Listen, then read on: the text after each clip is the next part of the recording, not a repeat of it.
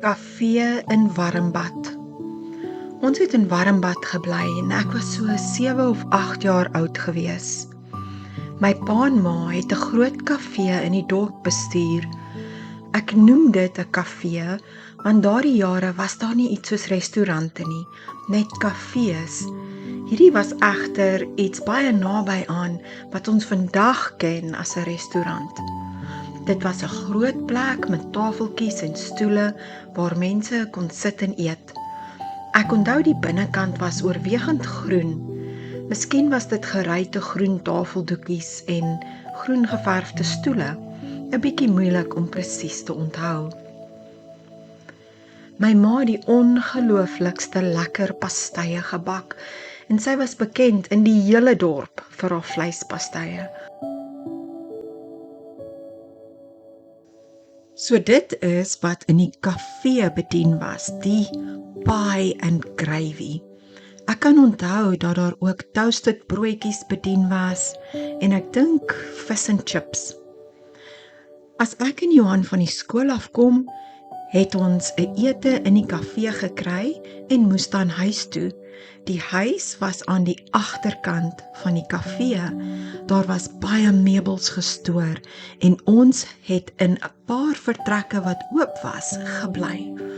Dit was in die middel van die dorp in die besigheidsgebied. Dus was dit 'n tipiese toe-erf agter 'n winkel. Hoekom ek die plek onthou is oor die groot vertrek, amper 'n saal waarin so baie meubels gestoor was. Dit was half donker en doodstil daar binne en dit was my eiendom. Daar het niemand my geplan nie en ek kon ure en ure in my verbeeldingswêreld stoksiel alleen my hart uitspeel. Ek onthou 'n spesifieke langbeen pop met rooi hare wat ek gehad het.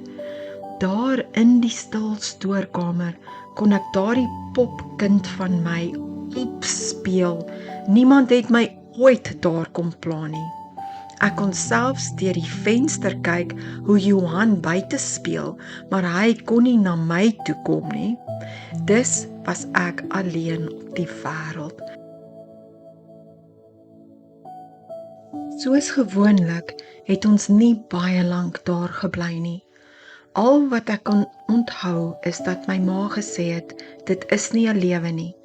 Kafeewerk is baie harde werk en lang ure daarby. Dis nie die lewe wat sy wou lewe nie. Wie weet waar is ons toe heen?